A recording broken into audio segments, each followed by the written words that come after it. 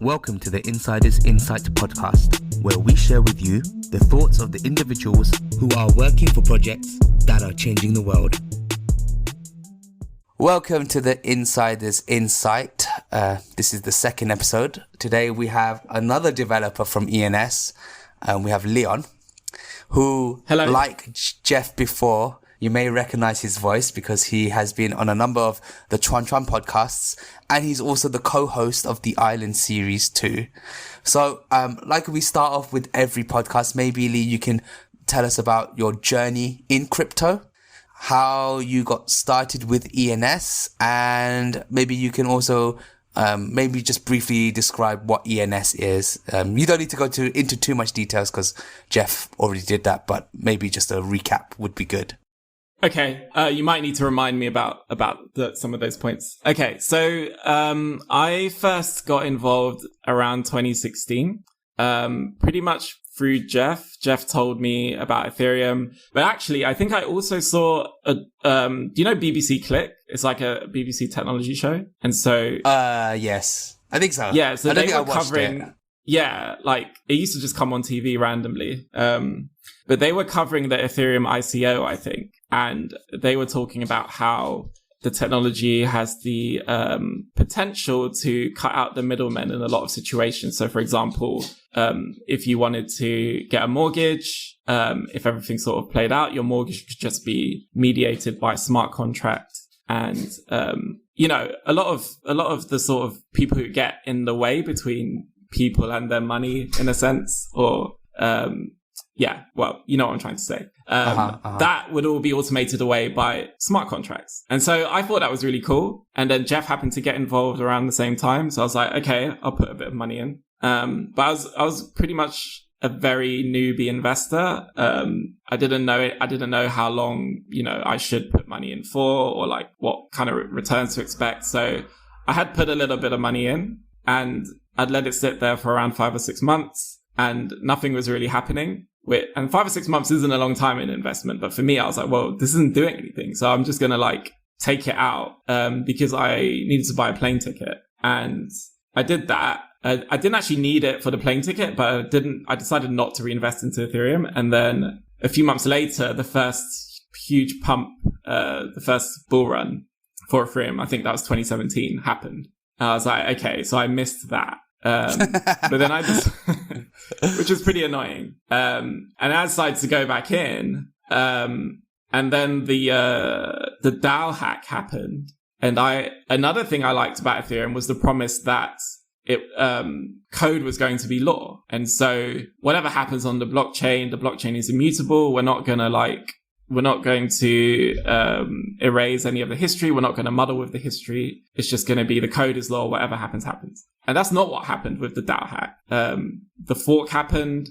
It was an ideological split, I suppose. I held on to my ETC. I actually held on to it until not that long ago, like less than a year ago. And so all that time, I was sort of like, yes, ETC is going to win. People are going to, see the light and go to the side, like the true side, right? The side that is sticking to the code is law idea. That obviously didn't happen. Like Vitalik was on the east side. ETC has, I don't want to say anything bad about ETC, but like it's clear who's won that battle. And so yeah, that annoyed me so much that I think I kind of got out of crypto for quite a few years until a year ago when Jeff decided to show me Curve and how you could earn pretty good yields.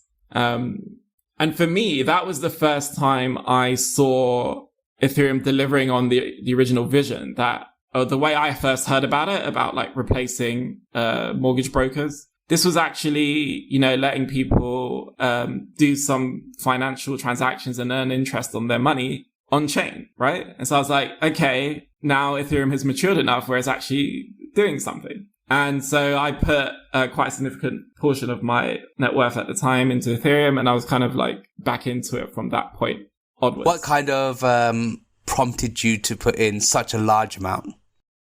That is a good question. I think I was coincidentally, I was getting much more into investing in general at the time. And I basically had two options ahead of me. for the most part, which was either investing in buying a house or investing in stocks. And I can't say exactly what made me go in like so hard, except that I'd been in Ethereum for a while ultimately, and I almost didn't expect it to ever be useful in a way. And just to see it finally be useful, I guess that moved me quite a lot. It's not like something I needed to be sold on, like, because I'd already known what it was for a few years. And so it was like a nice surprise that things seemed to be coming to fruition, and it didn't seem like a huge risk for me. Another thing I was feeling actually was I've actually like tangentially been involved with Ethereum for so long that if it finally blew up now and I missed the boat again, like I would be extremely annoyed about that. And so I was like, I do not want to miss another bull run. And then we had another bull run. So wow. Yeah, I guess I made the right decision. Yeah, that's pretty cool. Before you move on to how you got started with ENS, maybe you can speak more about the whole ETC, ETH debacle, because probably most of our users don't really know about it. Why did you feel so strongly that code was law, and why did you think it ultimately lost? And I know Charles Hoskinson is still involved with ETC, and that's one of the reasons why he left. Are you because of that interested in owning Cardano, or have you changed your mind about that whole thing entirely? Yeah, this is interesting. So I guess for me, crypto is a way to fight back against a lot of the institutions that we currently have. And so perhaps the thing that sticks out to me the most is the 2009 financial crash. I think the thing I didn't like most about that was that the banks who risked the most and sort of were perhaps most responsible for the crash got bailed out by the government. And so to me, crypto was always about sort of not having things like that happen. And so the fork or the proposal that we were going to like change the history because that hack happened, it just felt like a bailout all over again. And I believe, if we go back to the people who are around like at the start of crypto, like even before Bitcoin, I think they always saw it as a sort of very free market, almost like anarchistic thing, right? Like the whole point is that there's no centralized control. There's nothing like that. And so, it definitely felt like a betrayal of the foundational principles of crypto to me. Since then, now I'm on the other side of it and I'm like involved in developing blockchain products. I realize that we are still really early and we're all human. And I know that if I introduced a bug into a smart contract that was like very important to the Ethereum network as well, ENS is now considered one of the foundational pieces of the Ethereum network. I would like, so like it's made me really rethink my stance on this. And there's often a battle, this battle sort of crops up in many areas of life, right? You have your ideals or what you want to be, what you would do in an ideal situation or how you would want things to be in an ideal situation. And then you also have, certain aspects of that idealism that you need to let go in order to get things done, or in order to even exist in the real world. And because of that, I think it's possible, Ethereum is still new. You could even call it like alpha or beta software in a way. We're still figuring out scaling. There's lots of stuff going on. Perhaps it's too early to bring in code as law. And, because, if we lose like billions and billions of dollars of people's money, that might just set crypto back like decades, right? Like, yeah. It could ultimately be really bad. And I think I don't have a good sense of the scale of the DAO hack, but yeah, it's definitely possible that would have set the whole crypto community and the Ethereum community back. So I've softened on that stance. I've softened from being disappointed that the fork happened to I'm not so sure anymore. And ultimately, do you hope that code will become law? Is that the end goal? I would hope so, yeah.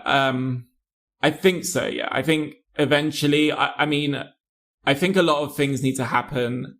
to allow that to happen in a way. So like, I think we need to improve developer tooling, for example, and we need to, I think smart contract engineering needs to be taken very seriously and be like a very serious discipline. I think having qualifications would probably be against like the crypto way of doing things, but it would be good if we had like well-established libraries, like we have OpenZeppelin right now, if we had well-established sort of smart contract engineering principles and developer tooling that sort of like how, like, I don't know, airline pilots these days, they have a lot of rituals and like lists they have to go through and standard checks, and they all know what they need to do, and that helps to keep flying pretty safe. I hope that the smart contract development sort of community can come up with similar things and make the whole thing a lot more professional and a lot more safe. And then maybe once we've matured to that point, we can take coders law a bit more seriously. But not have a centralized organization say this is what must happen, right? Exactly. I mean, at least not by mandate, right? So probably if the Ethereum Foundation laid out a set of principles, probably everyone would follow that. But that's not really like centralized, right? That's just because they are the domain experts. Yeah. Okay, perfect. And then let's just quickly move on to your journey into ENS, because I think that's a very interesting story.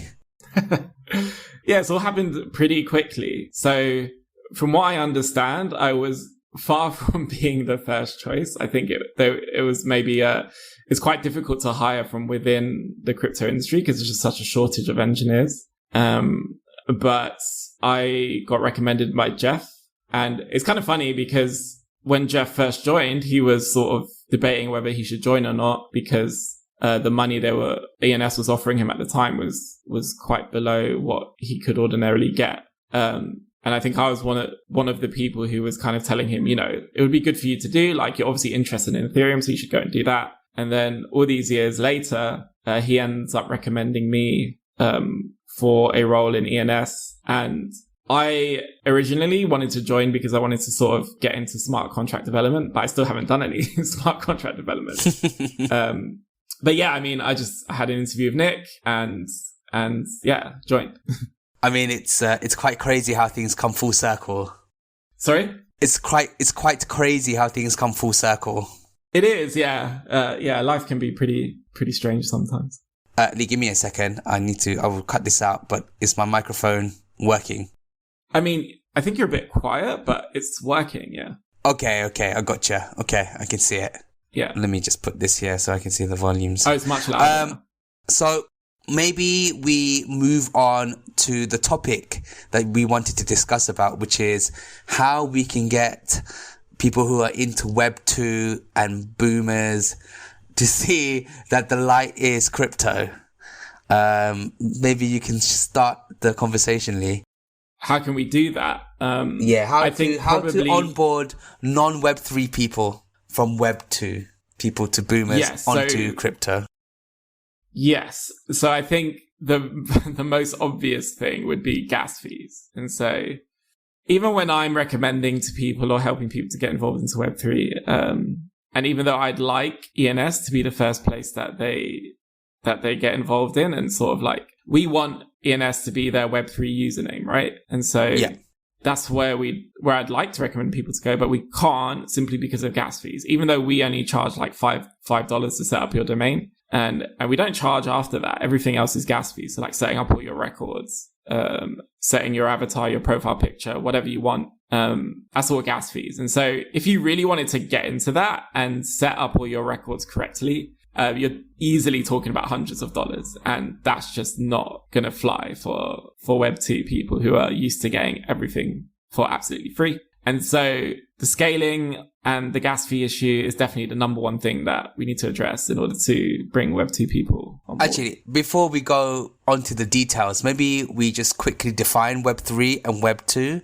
and we also explain why you think Web 2 people are reluctant to accept Web 3. For me, Web 3 is about decentralizing everything. I actually don't know exactly what the definition of Web 3 is. I know I'm doing it though. So, but yeah, for me, so the thing that excites me most is like, for example, with ENS, your user account is no longer it's no longer centralized organizations who are owning like your user accounts. And so even though you can use like sign in with Google, like Google still own your account, right? And let's say they wanted to just like shut down your account, they could, and then all of a sudden you lose access to all these other services that you've been using sign in with Google for. And so I think the main thing about Web3 and the main benefit it has to like ordinary people is giving people ownership again. And so, I mean, it's very easy to say, but I don't think I think it's hard to describe like how profound that is and how much of a benefit that could be. Maybe the most immediate one is things like censorship. And so I guess depending on what side of politics you're on, you either see it as a huge issue or not very much of an issue right now. But I think like even if the censorship is going your way at the moment, that doesn't mean that it always will. And so I think as long as there is power like in a place, it will eventually be abused. And so any move towards decentralizing power is, I don't want to say any move, but like we definitely from where we are now, we need to move in a more decentralized direction, and we need to take the power out of the hands of like the big tech companies in Silicon Valley. I mean, that in itself, the fact that all of these big companies are located in one place that has a certain political leaning, I mean, we're seeing the effects of that play out right now. And so I think, yeah, it's very important for us as a species. I mean, like, they can influence elections. They can do all sorts of things now. I mean, it's not like crazy to say that those companies could start a war, like, or prevent a war from happening, or like whatever, right? They have tons of power. And so that should be a concern for everyone. And, for me, that's what Web3 is about. And why do you think Web2 people are so reluctant to move on to Web3? Like, what do you think is holding them back? It's a good question. I think people who have like climbed to the top of the Web2 ladder, shall we say, have a lot to lose. And that's like with anything, right? The old industry is not going to want to move. Like, I guess we in Ethereum feel that a bit too when like the next coin comes along, and we're like, I mean, I don't know if any of these coins are genuinely better than Ethereum or not, but I'm not really that interested in finding out. I kind of naturally have a tendency to assume that they're just becoming slightly more centralized so that they can have lower gas fees, and then they can like try to get people to invest and be like, oh, we're the Ethereum killer.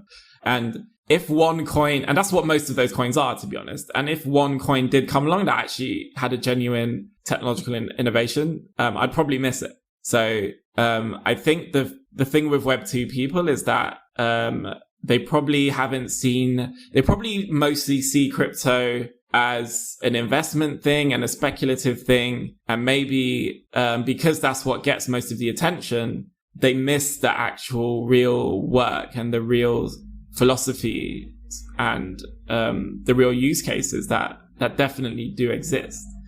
But then, like, you know, they're not... People being skeptical of Web3 are not totally wrong at the moment, because it probably is still too early for mass adoption, and like things like gas fees are a real issue. But I've definitely seen a lot of Web2 be a lot more closed-minded than I would have expected for tech people to be. And that I find a little bit difficult to explain. Can you give a general example? Because I'm a Web2 person as well. So, and I have never had that. I won't say never. I've never been super close-minded to Web3. I've just thought, like, I'm just going to wait and hopefully it'll become useful one day. And for me, it has. So maybe for other people, that point where they feel that it's useful is going to be further down the line. But to me, it's already useful. I don't like banks. You can already basically be bankless. There's a podcast called Bankless. And so for me, that's enough. That's met my threshold for like, all right, let's go. Let's make this thing, let's make Web3 happen. What do you think it's going to take for people to jump over to the other side? Because I'm fully in, even though I'm not an engineer, but I basically, by the middle of this year, decided to dedicate my life to crypto, at least the next 3, 4, 5 years. What do you think we're seeing that others may not be seeing right at this very moment? What do I think we're seeing? What do you think they're waiting for?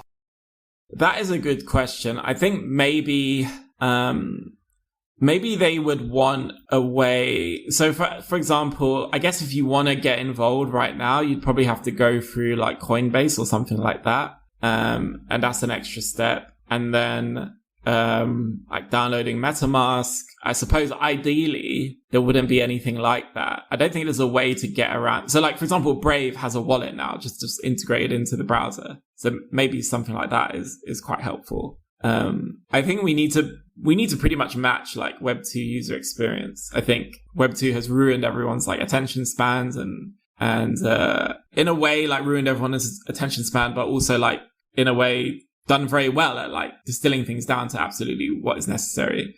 So I think we might, even though having something like a credit card on-ramp to your service is anti-crypto in a way. I think we may need to like provide things like that. Actually, no, maybe it's not that anti-crypto. I don't know how I feel about that. But basically, we probably need something where it's just like one click.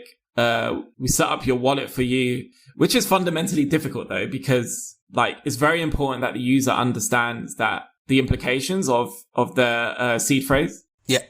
As you know, at the moment, like loads of people are getting hacked by landing on a dodgy site which asks for their seed phrase. And it happens. I mean, like I end up on those dodgy sites now, and it's like I can see how easy it is to just put those seed phrases in. I think I've been on a call with you where we've been like trying to do some yield farming and like at the very beginning, back in the day. So yeah, it's understandable. But I think like there's some things like that we basically, I don't think we can actually get exactly to the Web 2 level of ease. And that's because we have the added sort of burden of like, this is different to Web 3. And you do have to take some, Web 2, sorry. You do have to take some responsibility. You do have to educate yourself a little bit about what's going on. But the payoff is like huge. And so we just need to figure out how to make that delta between Web 2 and Web 3 as small as possible. I think the most important thing is gas fees there, and making the wallet experience, like creating wallets for people, making that as seamless as possible, so they don't have to download MetaMask if possible, for example. And yeah, I think that those would be the two big things. And then actually getting some good like UI and UX designers in and actually taking that side of it seriously. It's quite interesting what you're saying about the wallet experience, because living in China, everything is digital. You know, we use WeChat and Alipay to pay for goods. And if you do That's quite sad, because China is probably more ready than the rest of the world for this kind of thing. Yeah. I mean, people could say that. If you lost your password, for example, you could do forget password and then you could get access to your account. Actually, you probably need a phone number, right? So everything's linked to your phone number, but I think inherently that's probably still quite dangerous. But I can't see how you could have that ease of access, or even if that is considered ease of access with, with the whole seed phrase and, like criteria. Like, I'm not sure how you would change the experience so that it would be better than that. And I don't even think that's the golden, that's like the aim people should be having for, because I also think it's a little bit cumbersome to have like it linked to your phone number. Because what if you lose your phone, you can't get your phone number, which I know a number of people have. You can't get your money out. So I'm not sure what the solution is. Do you have any ideas? I think there are some proposed solutions around like, you can designate trusted people who could like basically help you to recover your account if you lost your seed phrase. Kind of like something like multi-sig wallets, or maybe even like multi-sig wallets could help. So yeah, I think there are ideas. I'm not very clear on them. But yeah, like I think actually that is a good point that you brought up. Like password recovery is a huge issue in crypto, and it's by design, right? Like and so but there are ways to soften that, but. Like you said, I don't think we might not even want to provide the same ease with with which Web 2 does, because that would be a security issue. Do you think we should even change the seed phrase aspect and have something else? Because I do think that seed phrases, like, the one thing about seed phrases is it's designed so that if you forget everything, as long as you remember your seed phrase, you still have access to your wallet. Now, I don't know how many people remember their seed phrases. Like, we haven't got to that stage where everyone's remembering their seed phrase like they remember their phone number. But maybe that's what we should be encouraging and educating people. Like, learn your seed phrase, and that's your wallet for everything, and be able to type it out by heart. What do you think is the solution from that aspect? I think that's a really good idea. I think that's basically what people should be doing, except that's not really a scalable solution, because often you'll have multiple wallets, and it's often like, it's even a recommended practice, right, to have a cold wallet and a hot wallet. So there's already two wallets for you. And like, you can end up with many more wallets than that too. So yeah, I think it needs a technological solution, but I would say, yeah, like, probably you should have, for most people, one cold wallet would be enough, and they should probably be memorizing that. I mean, I haven't done that, to be honest, but yeah, I should probably be having one main cold wallet that I memorize the seed phrase for sure. Perfectly. Let's move on to the next part of the podcast. I'm going to just ask you a few questions from the community, and maybe you can just give an answer to them. So, cool. The first question would be, how did your families react to you working in crypto or talking about crypto? Do you talk to your family about crypto? Well, I helped them out from the proceeds, so I guess they're happy about that. But aside from that, excuse me, I don't really talk to them about the details at all. Okay. I mean, my parents are they're not young, they're like late 60s. And so I don't think, I mean, they're kind of not fully into Web 2, you know, like it took a while for them to get into Web 2. And so I think talking to them about the details of crypto is probably going to be a step too far. And yeah, they're going to be like the last people to adopt it, pretty much, I think. Yeah. And so to answer the question directly, there's no reaction because I don't really talk to them about it. Okay. How do you guys decide where to set up your entities, I guess? So I wasn't part of that decision-making process at all. ENS, the company, the non-profit, is based in Singapore.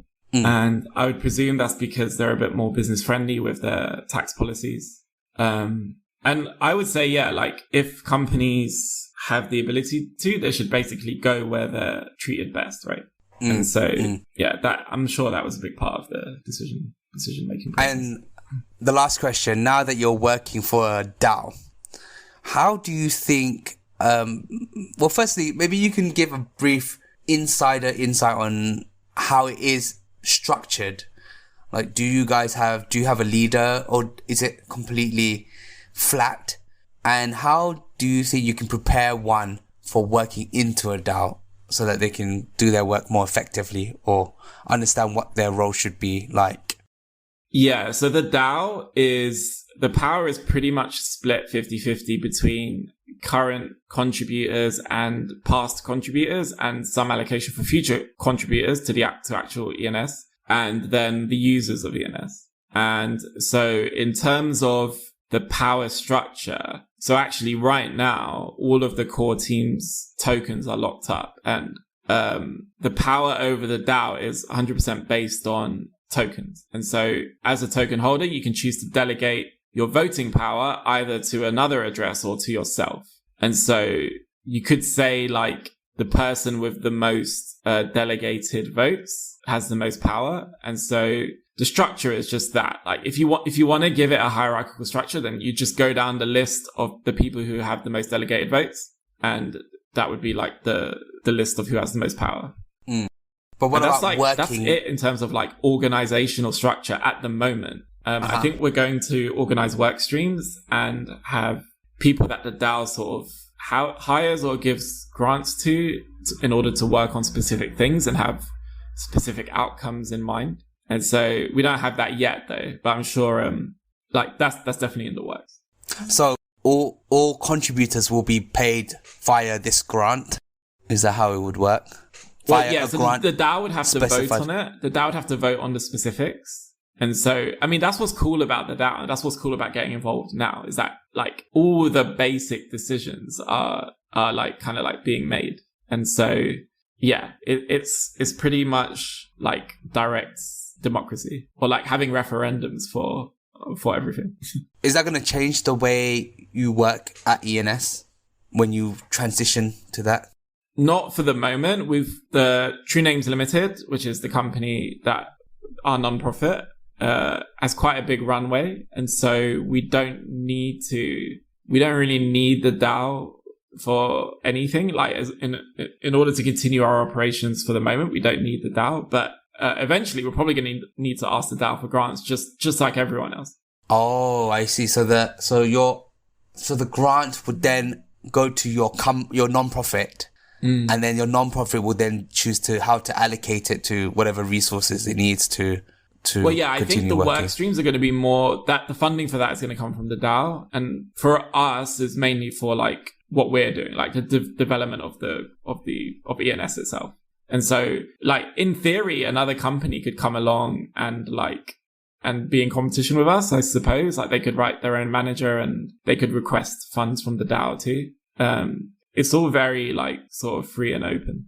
Wow, that's interesting. So if that's the case, how would you, prepare yourself to work for some sort of organization like this? How would you prepare yourself? I think a lot of it is still being like made up as we go. It's all pretty brand new. I think what is respected in the community at the moment is people who get stuck in and sort of get involved before there's even any money on the table. And then those people will be first in line when there is money on the table. And so I would say the best way to prepare would just be to try and get involved. Probably a good place to start is Discord, and just like get involved in the conversations that are happening there. Like make your opinion on things known, or like helping out other people with their questions. And then when it comes time to like decide who we want to hire for certain roles in the work streams, that would weigh quite heavily, I think. Do you think right now it's being more ideologically aligned, or to be at least active in that kind of respect more than, contributing labor? It's more trying to figure out the philosophy of the DAO? Wait, sorry, you think, is it more important to be philosophically aligned or contributing? Yeah, so you were saying, contribute to the Discord and answering different questions and voice your opinion. But all of that, it's just like navigating the DAO towards a direction philosophically, but it's not actually doing any work on, building the project or whatever. Is that more important, do you think, at the moment? Yes, actually, I'm not sure I understand the question. Like, so do I think someone's ideological alignment is more important than being involved in the Discord? No, because if you're in the Discord and you're basically talking about your opinions and, sharing news, you're not coding on ENS, right? But you are contributing to where you think ENS should be heading. Do you think that's more important, basically? Yeah, no, yeah. The DAO is not just for coders. In fact, like that's not like the most important thing about the DAO at all. The DAO is more like a company, or like maybe even more like a government, but I don't want to say that. Like government's a bit of a day word. But yeah, it's just an organization. It's totally about like it's about some code stuff, but like there's plenty of work for non-code stuff. Like we've got a multi-billion-dollar treasury to manage, and we also have a goal of funding public goods. So we need to decide like who do we want to give money to, and like how can we help the ecosystem.